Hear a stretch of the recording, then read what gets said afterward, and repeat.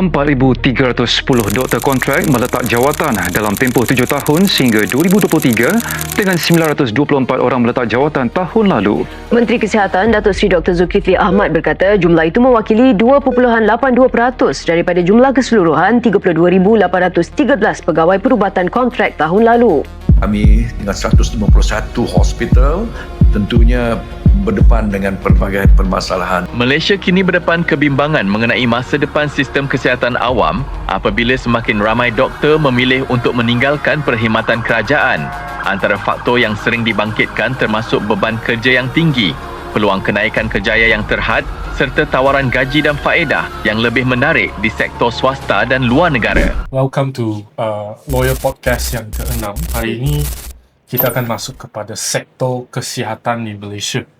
So dalam topik hari ini berkaitan dengan sektor kesihatan ni, kita lebih kepada cabaran dan isu-isu lah yang dihadapi di dalam sektor kesihatan di Malaysia. Tapi sebelum tu, kita nak cerita sikit pasal bajet 2025 tahun lepas, di mana kerajaan sebenarnya telah pun memungut hasil daripada cukai lah sebanyak 421 bilion. Dan di dalam sektor kesihatan, iaitu Kementerian Kesihatan, telah mendapat bajet yang kedua tertinggi di dalam bajet tersebut. Dan angka-angka adalah seperti 45.3 bilion hanya untuk sektor kesihatan. Tapi yang lebih tinggi itu sektor pendidikan lah. So daripada jumlah 45.3 bilion ni, lebih kurang 10.7% lah daripada hasil cukai yang dikutip kerajaan dan dibagi kepada Kementerian Kesihatan. Lebih kurang 38.5 adalah 38.5 bilion lebih kepada operation cost, dan seterusnya 6.7 adalah lebih kepada capex lah. Kalau yang tak faham apa itu capex atau opex tu, capex adalah lebih kurang kepada pembinaan hospital, bangunan, pembelian perkakas, equipment dan sebagainya. Manakala OPEX adalah lebih kepada perbelanjaan seperti bayaran gaji jururawat kerajaan, doktor dan perbelanjaan harian lah, perbelanjaan equipment kesihatan lah seperti ubat dan sebagainya. Okey, hari ini kita akan cerita sedikit sebanyak berkaitan dengan beberapa isu yang ada, antaranya seperti brain drain, contohnya isu doktor kenapa dia pergi luar negara untuk kerja. Lepas tu ada juga isu di mana doktor yang nak belajar untuk kursus pakar, tapi waktu kerja dia tak diiktiraf sebagai sebahagian daripada 5 kriteria untuk diiktiraf sebagai doktor pakar. So ini saya akan cerita dengan lebih mendalam. Lepas tu ada juga yang doktor dia pergi belajar jurusan pakar ni, dia mengatakan bond yang dikenakan tu tinggi ataupun dianggap sebagai satu perangkap lah. Ini juga kita akan bincangkan. Lepas tu isu yang memang hot di dalam news, iaitu isu kos pembayaran hospital sebanyak RM1, yang mana banyak doktor maupun rakyat Malaysia lah mengatakan bahawa isu kos bayaran hospital kerajaan ni perlulah disepak semula dan dinilai lah. Janganlah hanya bayar RM1 lah. Lepas tu ada beberapa lagi, ada cadangan yang saya akan bagi. Lepas tu mekanisme pembayaran DRG ni saya juga akan masuk, dan akhir sekali adalah isu pengiktirafan sesetengah program-program medical. Okey, tanpa lengah masa, kita masuk dulu sektor pertama ni. Okey, pernah dengar tak Hidayat mengenai kerajaan potong bajet di dalam Kementerian Kesihatan? Tak pernah. Kenapa Okey, ini dia pasal tahun lalu, masa bulan 9 September, kerajaan telah mengumumkan bajet lah 2025/2026. Maksudnya hasil cukai yang telah dikutip ni dia akan disalurkan kepada sesetengah sektor. Dan sektor paling penting di Malaysia sebenarnya adalah sektor pendidikan dengan sektor kesihatan lah. So sebanyak 45.3 bilion ataupun bersamaan dengan 10.7% daripada hasil cukai telah pun disalurkan kepada sektor kesihatan.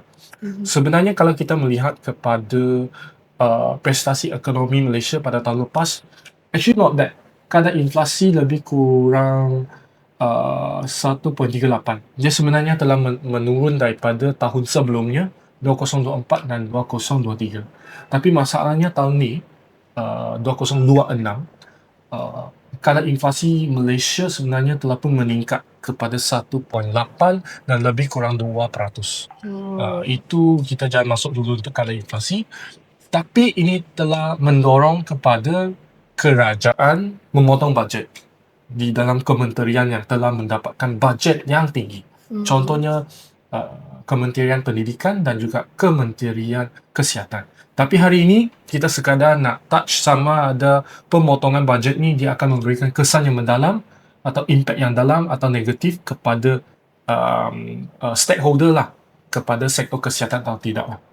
So daripada 45 bilion ni, kerajaan telah tolak atau potong lah 3 bilion, jadi tinggal 42 bilion lah. Sebenarnya jumlah 42 bilion ni masih lagi banyak lah. Seperti yang saya katakan tadi, perbelanjaan dianggar untuk capex. Maksudnya kerajaan dapat duit ini, dia nak gunakan untuk bina hospital sekadar 6.7 bilion. Jadi sekadar tolak 3 bilion ni sebenarnya masih ada perbelanjaan wang untuk bina hospital dan sebagainya.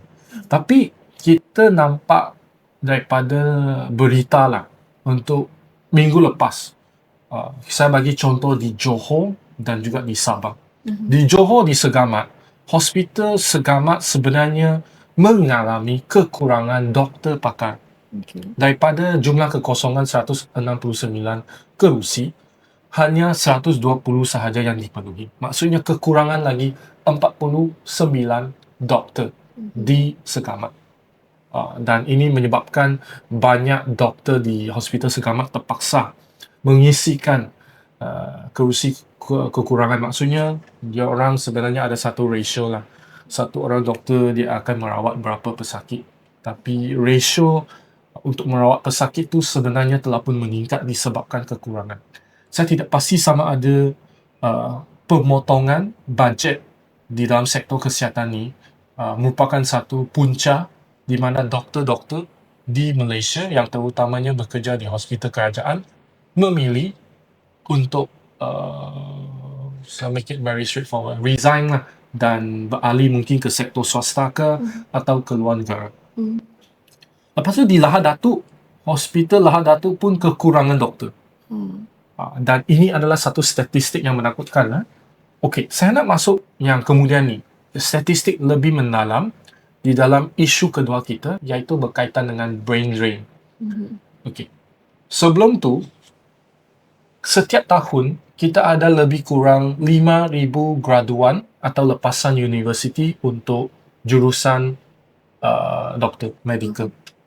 Tapi tahun ni, apakah statistik yang menakutkan adalah hanya 10.5% yang melaporkan diri untuk bekerja di hospital. Okey, untuk makluman lah, Hidayah dan juga audience kan. Seperti juga apa-apa profesional, jurusan atau pekerjaan profesional. Lepas you dah dapat ijazah, you belum lagi diiktiraf sebagai satu profesional. You kena kerja untuk satu tempoh masa yang tertentu, barulah you diberikan gelaran sebagai doktor. Contoh, peguam. Lepas I dah habis jurusan undang-undang, saya kena keluar kerja 9 bulan untuk satu tempoh yang dipanggil chambering period. Kalau untuk jurusan doktor, medical, diorang kena kerja untuk 2 tahun. 2 tahun. Housemanship. Dia macam satu program Intern macam tu? Intern macam tu lah 2 tahun. Supaya diorang akan dapat hands-on punya pengalaman di hospital kerajaan terlebih dahulu sebelum mendapat gelaran doktor. Yang doktor biasa lah. Apa yang saya tahu adalah doktor-doktor ni, waktu dia kerja di hospital kerajaan, biasanya lepas 2 tahun tu, dia orang tetap akan terus bekerja di hospital kerajaan.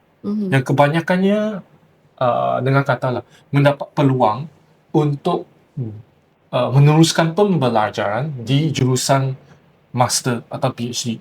Contoh yang doktor biasa ni, atau yang general doctor lah, general practitioner lah, yang nak menjadi specialty atau specialist lah. Jadi dia akan terus bekerja di hospital kerajaan sebagai MO ataupun medical officer, supaya kerajaan kemudiannya akan memfund lah, memberikan beasiswa untuk dia orang untuk terus belajar di peringkat master dan seterusnya. Kita balik kepada statistik. Apa yang menakutkan adalah kita boleh nampak doktor yang telah habis belajar, kebanyakan lepas tu akan keluar negara untuk bekerja di negara lain sebagai doktor, ataupun dia tak nak jadi doktor atau masuk sektor swasta. Sebab kalau mengikut statistik 10.5% ni, maksudnya daripada 5,000 graduan setiap tahun, hanya ada 500 sahaja yang sudi buat housemanship, dan ini akan mengakibatkan satu impak yang negatif kepada sektor kesihatan. Kenapa? Setiap tahun you lihat graduan yang masuk, dia akan kerja sebagai housemanship, maksudnya sebagai pelatih lah. Di masa yang sama, hospital kerajaan ada MO, tapi setiap tahun MO pun akan naik pangkat jadi yang senior. Ada yang mungkin direkrut oleh pihak hospital swasta untuk jadi doktor di hospital swasta. Mungkin faktor sebab gaji yang dibayar lumayan dan sebagainya. Jadi, housemanship ni dia perlu untuk habiskan housemanship sebanyak 2 tahun ni, kemudiannya diabsorb masuk ke peringkat yang seterusnya, MO. Jadi, kalau housemanship dah kurang, MO pun dah kurang, inilah masalahnya yang kita nampak di Segamat, di Johor, di mana hospital kerajaan tidak mempunyai kaki tangan doktor yang mencukupi. Kita jangan masuk lagi kaki tangan pakar, sebab isu ni memang telah menjadi semakin serius setiap tahun. Kalau dulu kita boleh nampak graduan atau medical officer diorang buat mogok sebab gaji tak cukup lah, kena kerja lebih masa tapi allowance yang dibayar terkurang lah. Lepas tu satu doktor kena kerja 12 jam lah, tak cukup tidur lah. Yang ini adalah isu yang sangat serius yang memang berlaku di Malaysia pada hari ini. Okey, lepas tu statistik yang kedua saya nak bagi. Daripada 2019 sampai 2023 lah. Ini yang saya dapat lah statistik daripada online. Sebanyak 6,417 doktor perubatan lah, pegawai perubatan yang bekerja di hospital kerajaan telah pun berhenti kerja. Dan daripada jumlah ni, 1,046 doktor pakar telah pun berhenti. Sebenarnya yang statistik pakar telah berhenti ni, dia lebih merujuk kepada sama ada yang doktor pakar telah pun bersara ataupun dia sebenarnya direkrut untuk bekerja di hospital-hospital swasta lah. Yang di Malaysia ni lebih kurang kepada IHH, KPJ, mungkin Sunway Med dan sebagainya. Tapi tak salah, sebenarnya undang-undang pekerjaan ataupun employment law ataupun undang-undang kontrak memang membenarkan orang untuk bertukar kerja as long as dia orang mematuhi terma pekerjaan lah. Tapi yang kita nampak sekarang adalah cabaran dalam industri kesihatan, terutamanya Kementerian Kesihatan. Dia perlu memang lihat secara lebih mendalam dan mendapatkan satu penyelesaian secara jangka masa pendek dan jangka masa panjang. Jangka masa panjang ni, kalau isu-isu ni berlarutan, memang kebanyakan hospital kerajaan di Malaysia memang tidak akan mendapat doktor yang mencukupi lah. Jangan cakap pakar lah. You even want to go for a general doctor pun tak mencukupi. Dan mengikut statistik di Malaysia, nisbah kepakaran doktor pakar Malaysia mengikut pesakit. Kalau kita ada 4 doktor pakar di Malaysia, dia kena rawat 10,000 pesakit. 10,000 Yes, pesakit. kalau you nampak satu doktor pakar, contoh onkologis ke, urologis ke, yang merawat kanser dan sebagainya, dia sebenarnya kena berdepan dengan 10,000 pesakit Dalam masa setahun, dalam masa setahun lah. lebih Untuk kurang tahun lah. tersebut lah. Sebab setiap tahun akan ada doktor baru atau doktor pakar baru masuk ke dalam dia punya industri kan tertentu. Okey. Sebenarnya persoalan dia, apakah ratio yang dianggap sesuai kalau mengikut ratio standard yang ditetapkan oleh dunia ni lah, setiap negara lah. Dia ada satu guideline yang dipanggil OECD. Maksudnya setiap negara untuk dianggap dia punya sektor kesihatan ni padat dan mampan, maksudnya dia cukup, doktor ni dia cukup, tak terlampau banyak, tak terlampau sikit, sebenarnya adalah 14 sampai 15 doktor pakar untuk merawat 10,000 pesakit.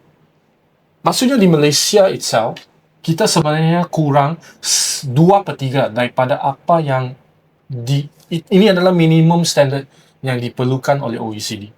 Maksudnya standard dunia lah. Sebab itu, kenapa kita boleh nampak negara-negara maju seperti Singapura, Australia, diorang sangat agresif untuk menarik profesional dan bekerja di Singapura ataupun di Australia. Dia bukan terhad kepada sektor kesihatan saja. Tapi di Singapura yang saya tahu melalui berita, memang melalui sektor kesihatan swasta di Singapura, hospital-hospital swasta, memang sangat agresif untuk menarik lepasan graduan doktor-doktor daripada Malaysia. Dan ini sangat masuk juga seperti Singapura yang ini diakui oleh I think Kementerian Kesihatan Singapura, Ong Ye Kung. Dia sendiri mengatakan, ya, saya memang mengakui bahawa di dalam sektor kesihatan swasta di Singapura, hospital-hospital swastanya memang sangat agresif untuk merekrut pelajar-pelajar daripada Universiti Malaya, UKM, even USM, University Science Malaysia di Penang tahun ini. Dan ini diakui di bulan 2 2026. Maksudnya, dia punya landscape ataupun pandangan doktor-doktor atau graduan-graduan di Malaysia, memang diorang dah ada satu pemikiran, saya nak go for Singapore first, Malaysia second. Kenapa? Sebab gaji lagi better. Betul. Tahu tak Gaji berapa gaji beza dia Singapura dengan Malaysia? Tak. Kalau di Malaysia, yang saya tahulah daripada kawan-kawan kan yang kerja di hospital kerajaan, sebagai yang saya katakan housemanship 4,000 lebih. Mungkin yang kerja overtime boleh dapat sampai 5,000. MO mungkin naik sikit sampai 5,000, 6,000. Terpulang kepada seniority mungkin sampai 7-8,000. Okay, kalau di Singapura, you tahun pertama je, you dah dapat 30,000. Tahun pertama sahaja. Bulan pertama. Bulan pertama 35,000. 30,000. 30,000. So, dia orang terima Sing dollar kan? Oh, ya, ya. Betul. So, setahun, dia kerja di Singapura sebagai doktor. Mungkin akan dapat gaji sebagai seorang pengarah di satu syarikat public listed di Malaysia. Yang lebih kurang 360,000. Dia dah masuk T20 tau di Malaysia. Kalau ikut nasbah, dia punya kadar nisbah ekonomi di Malaysia. T20 ni maksudnya dia punya gaji tu dibayar tu lebih daripada 15,000 ke atas lah. Kalau mengikut statistik lah yang diberikan kerajaan Malaysia. So, siapa yang tak nak kerja di Singapura atau di Australia kalau gaji yang diberikan tu begitu tinggi? Lagi better. Kecuali lah Singapura dah penuh, tak ada tempat.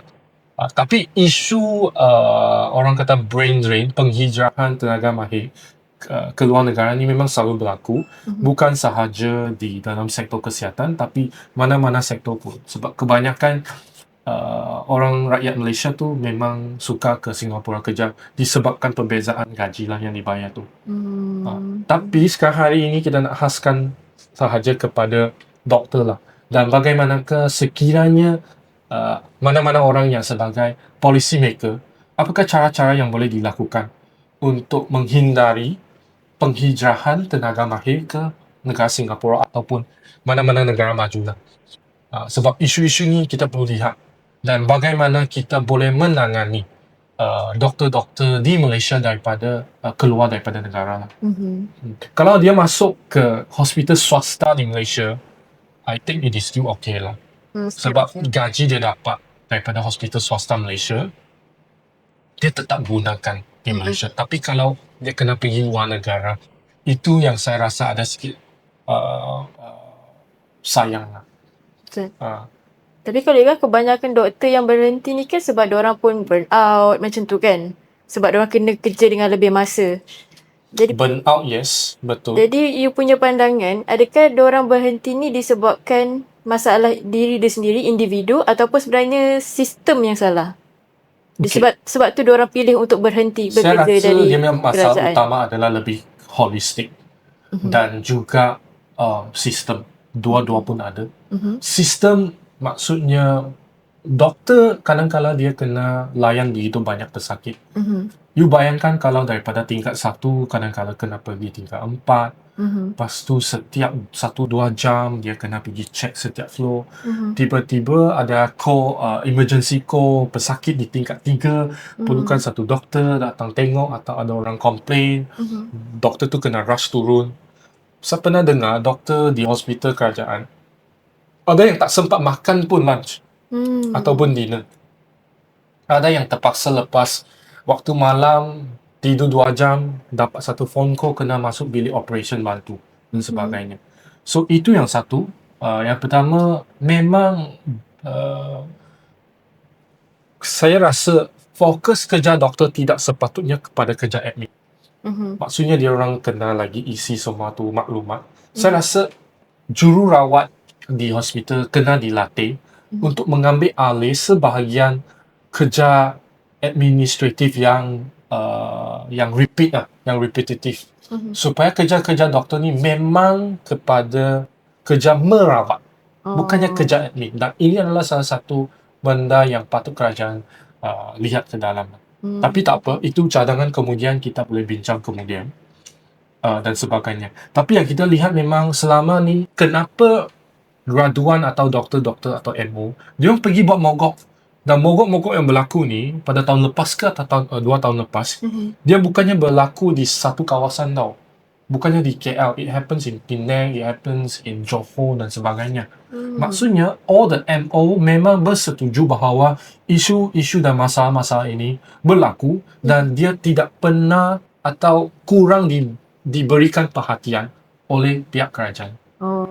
Kalau saya ada peluang mewakili Kementerian Kesihatan, I think it is very important that the government dia pergi bertemu dengan setiap dengan setiap persatuan medical council di setiap negeri dan minta apa yang diorang nak dan track progress tersebut. Dan sekiranya kerajaan tidak mampu buat masa ini, diorang kena be more transparent dan bagi tahu.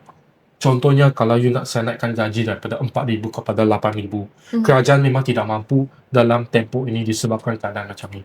Tapi kalau you minta naikkan gaji housemanship daripada 4,000 kepada 6,000, 6,500, tapi dengan syarat-syarat tertentu, mungkin ini kerajaan boleh pertimbangkan. Tapi semua ni tidak pernah dilakukan oleh kerajaan. Yang saya nampak adalah kerajaan dia very one-sided. Dan ini juga merupakan satu masalah di mana kesihatan, dia punya induk sektor kesihatan ni, dia sebenarnya kuasa utama di bawah kerajaan persekutuan. Dia bukannya di bawah kuasa kerajaan negeri. Ini lebih kepada undang-undang. Dan salah satu cadangan adalah isu kesihatan ni sepatutnya dijadikan sebagai satu isu bersama di antara kerajaan negeri dan kerajaan persekutuan. Kerajaan persekutuan buat polisi sahaja. Tapi yang melaksanakan adalah di bawah negeri. Okey, ini terlampau undang-undang hari ini. Kita nak masuk kepada isu. Waktu kerja pakar hospital kerajaan tidak diiktiraf. Okey, untuk isu ketiga ni, sebenarnya ada pandangan daripada ahli politik juga bahawa untuk doktor-doktor yang bekerja di hospital kerajaan dan kemudiannya memilih untuk meneruskan pengajian di peringkat master untuk menjadi seorang pakar. Contohnya spesialis di sebagai urologi, sebagai anestesis, sebagai onkologis dan sebagainya. Isu utama sekarang adalah dia ni dah dapat beasiswa, dah belajar, contoh di UKM. Tapi masa dia orang belajar, dia orang tetap kena bekerja. Betul. Okay, 4 tahun you kena belajar dan bekerja supaya dapat pengalaman.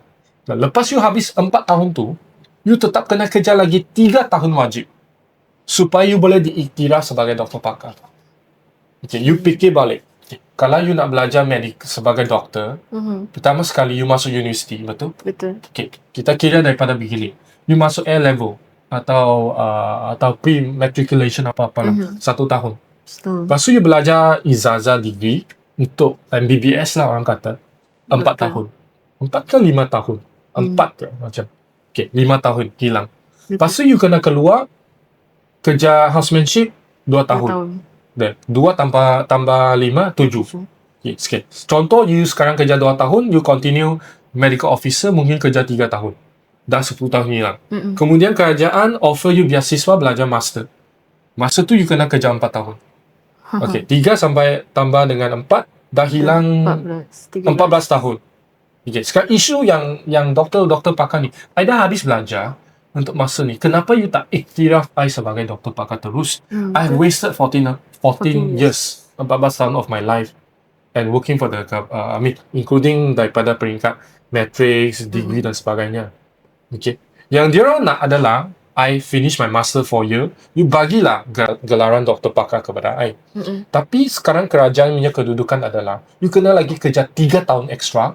Since you dah dapat master, you need to have a working experience of 3 years. Maksudnya daripada 14 tahun, dia dipanjangkan lagi kepada 3 tahun lagi menjadi 17 tahun. Inilah yang menjadi pertikaian kenapa kebanyakan doktor di Malaysia, I think they give up. And they don't just, kalau dapat offers, even though sebagai general doctor di Singapura, saya pergi sajalah. Betul. Gaji tinggi. Di Malaysia saya belajar dengan kerajaan dan sebagainya pun, saya kena lagi kerja 3 tahun. Itu isu pertama. Isu kedua adalah beasiswa yang ditawarkan. Lepas I dah habis master, I tak nak kerja 3 tahun tu, I sekarang pergi Singapura kerja. Okay. Dia dikatakan telah memecahkan bond atau beasiswa yang diberikan kerajaan. Dan dia punya bond ni, dia bukannya sikit tau. Contohnya wang bond untuk jadi seorang doktor pakar mata. Kita panggil ophthalmologist. Doktor pakar mata. Kerajaan tetapkan wang bond 500k. Untuk you belajarlah contoh di UKM dan sebagainya. Yang menjadi isu adalah, lepas I dah habis belajar, I tak nak teruskan 3 tahun tu. Saya tiba-tiba dapat offer daripada hospital swasta di Singapura. Gaji tinggi dan sebagainya. Dan saya nak pergi Singapura untuk kerja. Tiba-tiba saya akan diminta oleh kerajaan untuk bayar balik wang bond 500,000 ni. Sebabkan dia nak pergi sana sahaja. Yalah, sebab you Kira macam wasted beasiswa lah. kata 500. Dia punya jurusan atau beasiswa tu dikatakan 500,000 lah. Tapi sekarang dia nak pergi luar negara, dia nak belajar, dia kena bayar balik. Tapi apa yang doktor-doktor kata ni, sebenarnya saya MO di UKM. Saya kemudiannya belajar master untuk ini khusus di UKM. Saya tetap kerja di UKM. Sebenarnya kos sebenar dia adalah kurang daripada 500,000. Tapi jumlah ini dia telah diperbesarkan atau orang kata inflate lah. Kerajaan inflate supaya dia nampak besar. Lepas tu, kalau doktor pakar ni habis belajar, dia tak nak continue kerja dengan hospital kerajaan, dia kena bayar balik. Dan apabila dia kena bayar balik, dia punya jumlah wang yang kena bayar balik tu adalah berkali ganda daripada kos sebenar. Sebab dia tak nak doktor tu lari pergi luar negara sebab kerja. Kalau kita bagi pandangan lah. Kalau saya daripada kerajaan, saya menggunakan duit cukai rakyat, membiayai seorang doktor menjadi doktor pakar. Sepatutnya doktor pakar ni dia memberikan satu perkhidmatan yang selaras lah. Sebab this is a taxpayer money, we funded you kan. You kenalah berikan satu perkhidmatan. Bukannya lepas habis belajar, you dapat offer baik, you nak ciao, macam tu saja. Betul?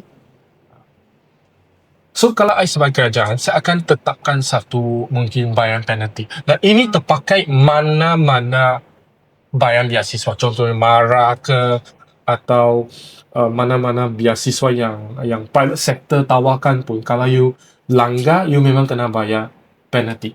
Yang bayaran penalti tak ada pertikaian.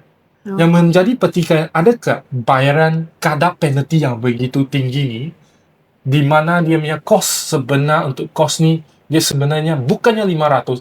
Ini yang menjadi pertikaian.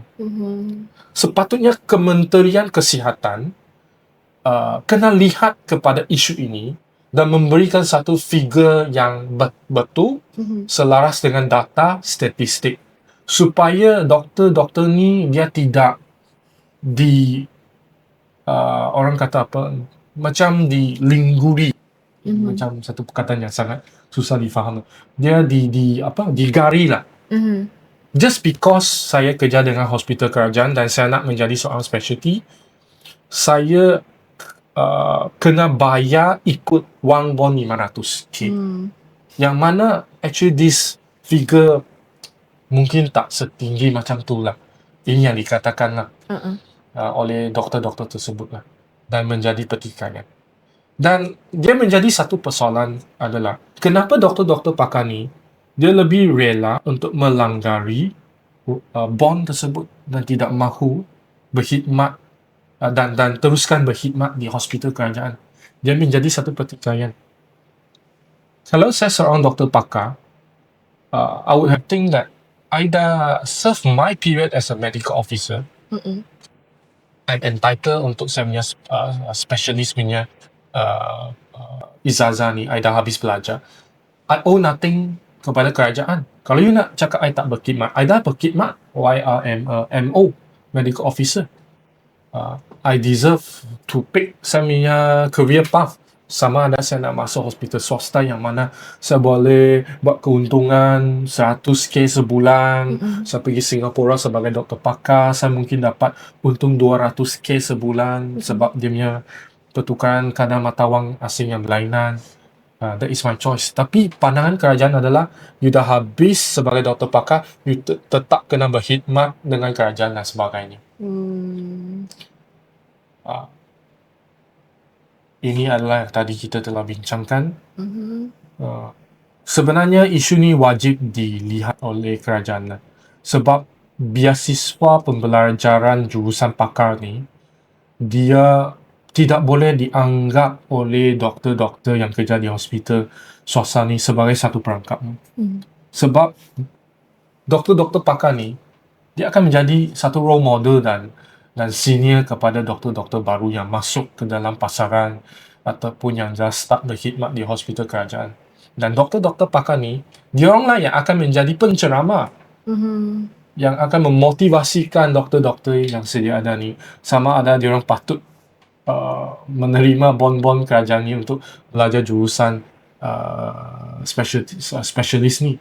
Dan kebanyakan kalau dia rasa sistem untuk menjadi doktor pakar ni tidak adil, itulah yang terjadi kenapa 1/10 sahaja graduan lepasan pelajar MBBS ni tidak ingin melaporkan diri sebagai atau membuat housemanship di hospital kerajaan.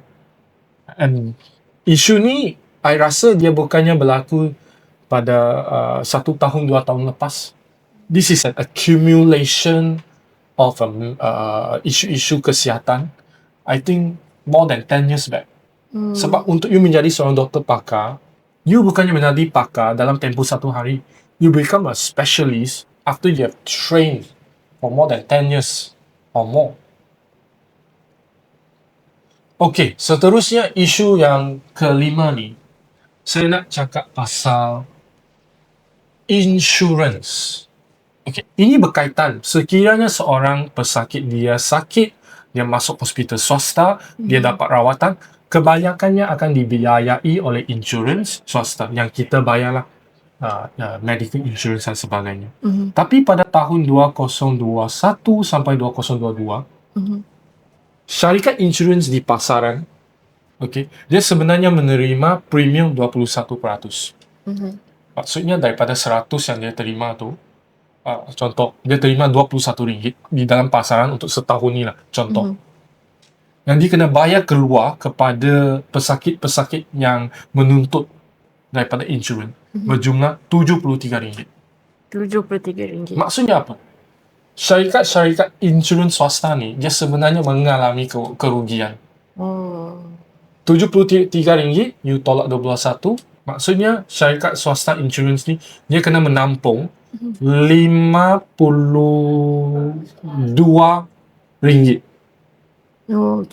Dan inilah yang menyebabkan kenapa tahun lepas lah, news ke tahun lepas, bahawa syarikat insurans swasta dia nak menaikkan premium.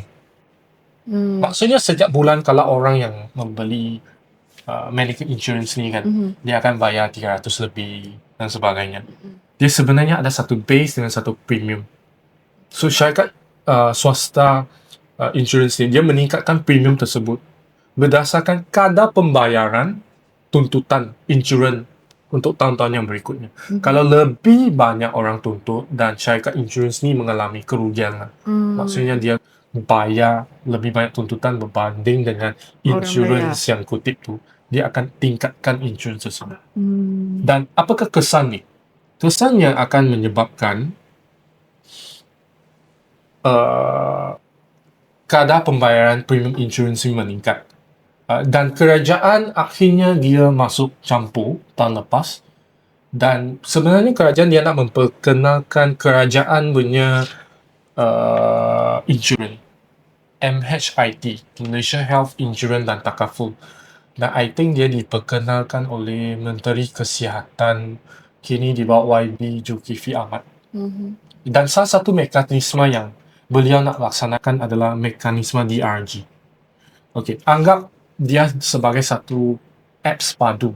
Padu pernah dengar kan, yang dilaksanakan oleh bekas Menteri Ekonomi Rafizi. Dia nak kutip maklumat semua rakyat, siapakah yang bekerja dengan gaji minima, siapakah T20, B40 dan N40 semua tu. Mekanisme DRG ni sama saja.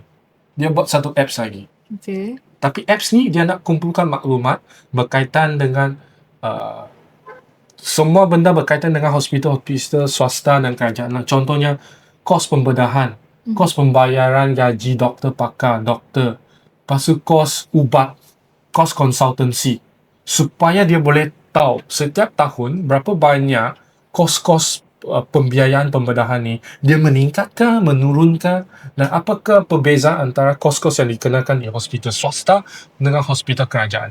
I think benda ni dia sangat baru lagi, dan daripada 120 lebih hospital swasta, saya dengar kata lah daripada berita, hanya 80 hospital swasta yang telah menyertai program tersebut.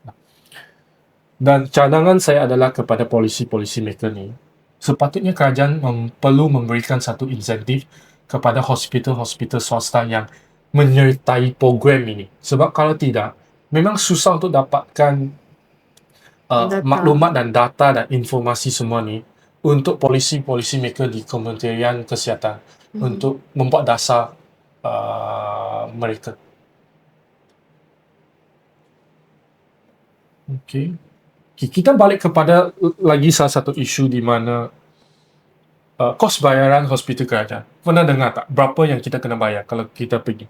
RM1. RM1. Sebenarnya isu RM1 ni dia telah pun menimbulkan banyak debat lah, perdebatan di kalangan. RM1 ni memang sekadar konsultansi sahaja. RM1. Lepas tu you ambil ubat kalau you adalah golongan orang tua 60 tahun dan ke atas dan mempunyai penyakit kronik, memang you pun bayar RM1. Tapi sebenarnya dia tetap ada bayaran-bayaran charge seperti bayaran-bayaran kalau you masuk hospital tinggal, dia ada ward-ward yang berlainan. Kelas 3, kelas 1, yang mana you pun perlu bayar lebih daripada RM1. Tapi tak banyak lah. RM3 untuk kelas 3. Kelas 1 ni you kena bayar 30 sampai 120. Maksudnya you ada satu you punya private room lah. Dan ini untuk sesetengah hospital sahajalah. Oh, tak semua lah. Tapi persoalan utama adalah adakah patut kerajaan Malaysia menampung subsidi untuk sektor kesihatan kerajaan ni yang tinggi ni? Kalau kita lihat statistik, sebenarnya kerajaan menampung. Kenapa kerajaan dia memberikan 45.3 bilion tahun lepas sebagai satu kos atau satu bajet kepada Kementerian Kesihatan? Sebenarnya sebahagian besar daripada jumlah yang diberikan ni, dia adalah untuk mensubsidikan kos-kos operation. Dan ini termasuk subsidi kepada rakyat-rakyat atau pesakit-pesakit yang bayar RM1 ni lah. You bayar RM1, you dapat ubat. Ubat tu mungkin RM100, tapi you tetap bayar RM1. Yang RM99 ni ditampung lah daripada kos-kos bajet. 45.8 bilion tu. Tapi telah kurang 3 bilion lah. Masih ada lagi 42 bilion.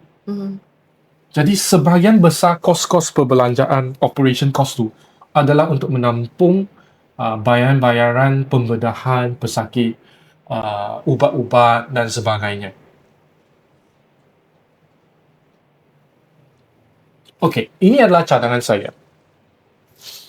Kita akan nampak dalam tempoh masa 5 tahun, 10 tahun yang akan datang, hospital-hospital swasta dia akan bertambah setiap tahun. Dan apabila hospital-hospital swasta ni bertambah, dia orang perlukan doktor pakar. Betul. Dan dia orang memang tidak mempunyai masa yang mencukupi untuk melatih doktor pakar daripada peringkat bawah ke atas. Strategi utama kalau saya sebagai pengarah sesebuah hospital swasta, saya akan pergi target doktor-doktor pakar di hospital kerajaan. Dan saya akan rekrut lah, menawarkan satu gaji yang lumayan, menawarkan satu sistem yang tidak akan meletihkan doktor-doktor ini. So cadangan saya, kalaulah hospital swasta dia boleh buat macam ni, sepatutnya kerajaan untuk setiap doktor atau doktor pakar yang dilatih keluar oleh kerajaan kan, kalau hospital swasta dia merekrut atau mengambil, hospital kerajaan sepatutnya mengenalkan satu levy kesihatan.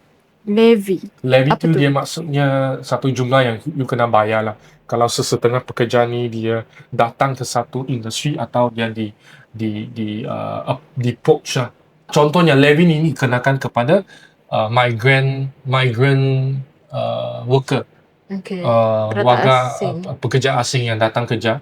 Maksudnya kerajaan Malaysia tetap mengenakan satu levy ke atas syarikat-syarikat Malaysia, sebab you tak nak ambil orang tempatan, you nak ambil orang asing kan, saya kenakan satu levy. So saya rasa kerajaan Malaysia sepatutnya mengenakan levy kesihatan ni ke atas hospital swasta yang mengambil atau mengaji doktor-doktor pakar daripada hospital kerajaan. Itu yang satu, supaya dia memberikan satu insentif. Hospital swasta ni you juga kenalah ambil inisiatif untuk melatih you punya doktor-doktor pakar di dalam hospital you sendiri daripada tingkat bawah. Dia punya analoginya seperti hospital swasta ni boleh je membeli doktor pakar daripada hospital kerajaan. Sebab memang tidak adil lah. Kalau kita melihat kepada hospital-hospital swasta ni, kebanyakannya telah pun disenaraikan di Bursa Malaysia. Maksudnya duit tu datang daripada orang awam. Orang awam berlabur di saham di Bursa Malaysia, dan syarikat-syarikat tersenarai ni seperti IHS, KPJ, even Sunway Medical kan, dia orang ada duit daripada pasaran. Ambil duit ni, saya bayarlah doktor pakar ni untuk kerja dengan baik. Tapi hospital kerajaan dia tak disenaraikan. Dia dapat duit tu daripada cukai rakyat. That is the disadvantage yang kerajaan ada berbanding dengan syarikat-syarikat swasta, hospital swasta ni. Dan saya juga nak put forward bahawa bagaimanakah kita boleh menggalakkan hospital swasta supaya juga boleh mempunyai satu program untuk melatih doktor-doktor pakar tersendiri, supaya satu hari nanti hospital swasta dengan hospital kerajaan dia boleh mempunyai satu equal level playing field. Maksudnya doktor swasta pun dia sebenarnya rasa saya nak berkhidmat untuk kerajaan atau berkhidmat untuk negara, saya masuk balik kepada hospital kerajaan. Kalau saya nampak keadaan macam sekarang ni, memang kebanyakan doktor-doktor yang kerja di hospital kerajaan memang nak pindah keluar dan kerja dengan hospital swasta saja ataupun pergi Singapura. Lepas tu yang terakhir ni adalah doktor-doktor di hospital kerajaan sepatutnya diberikan satu laluan naik pangkat yang lebih terus dan jelas. Maksudnya apakah KPI? Kalau saya kerja lebih banyak masa, saya rawat lebih banyak pesakit, saya boleh handle lebih banyak kes yang kompleks yang memerlukan kemahiran, pembedahan dan semuanya. Saya lah yang lebih layak untuk naik pangkat, mungkin sebagai pengarah hospital ke dan sebagainya. Dan orang-orang ni dia yang start daripada bottom. Betul. Janganlah pergi pilih orang yang tak ada pengalaman, mungkin ada sedikit connection, terus dilantik sebagai pengarah. Macam mana orang seperti ini dia boleh mengendali sebuah hospital yang mana sistem dia begitu kompleks dan sebagainya.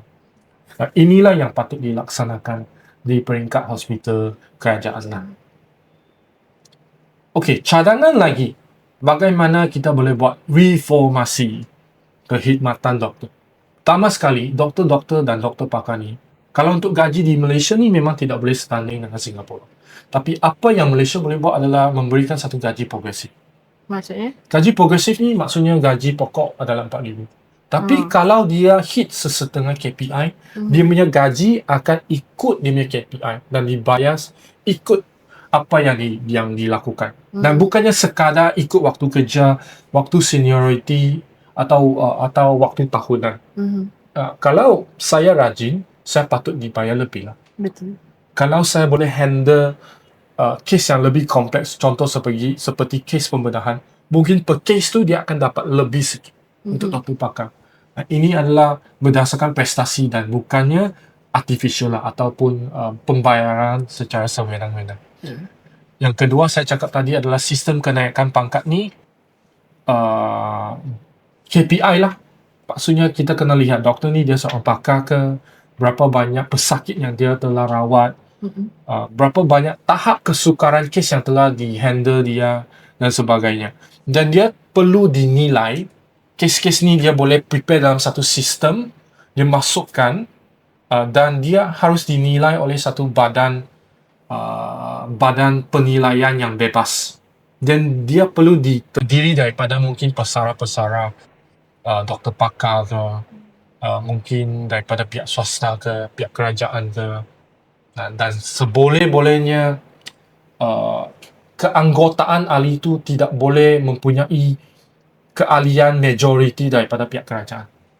Sebab kita perlukan satu badan yang bebas supaya dia orang boleh membuat satu keputusan yang objektif bahawa this doctor memang kerja rajin, dia ada ini kepakaran, he can resolve ini kes-kes pembedahan yang sulit. I think we can consider him to lead. Ini akan membantu membaiki masalah-masalah di dalam sektor kesihatan di Malaysia. Yang ketiga adalah model hospital latihan. Yang saya katakan tadi, kenapa bond boleh mencecah 500,000? Sepatutnya kerajaan kenalah membuat satu MOU ke dan sebagainya dengan hospital-hospital swasta yang ada, menggunakan tempat-tempat diorang sebagai satu tempat latihan dan minta orang doktor-doktor yang nak jadi doktor pakar ni bayar 5 to 10%. Sebab setiap benda yang fee ni memang tak baik ni. But if they are able to pay 5 to 10% dan kerajaan dia mensubsidize 90%, then it will be appear fair. Di mana kalau dia nak pecah bond pun dia bayar 90%. Dan kos-kos yang saya katakan tadi, instead of 500,000, dia perlu diselaraskan kepada kos sebenar yang tidak terlampau diinflate atau diinflasikan. Mungkin daripada 500,000 boleh dikurangkan kepada 400, 350,000 ke. Dan kerajaan perlu membuat satu estimation berapa banyak dalam tempoh 3-4 tahun ni kos-kos perubatan yang akan dibelanjakan. Dan bagi tahu kepada doktor-doktor ni, ini sebenarnya adalah kos sebenar yang ditanggung. Supaya dia tidak timbul pertikaian bahawa kerajaan dia sewenang-wenangnya mencipta satu kos perbelanjaan yang sebenarnya ditunjuk. Okay? Yang keempat, terma biasiswa yang lebih ketat patut dikenakan kepada doktor. Maksudnya, kalau you tahu, selepas kita revise all this kan, kalau you tahu harga bond sekarang dah turun daripada 500k kepada 350k kan, this is the actual cost for the 4 years. Sebab kos-kos perubatan dari masa ke masa memang akan meningkat. Dan kalau you memang bersetuju, you memang kena berkhidmat di hospital kerajaan untuk sesetengah waktu. Dan kalau you memilih untuk tidak berkhidmat di hospital kerajaan dan pergi kerja di hospital swasta, you kena bayarlah untuk tahun tersebut berserta dengan satu faedah.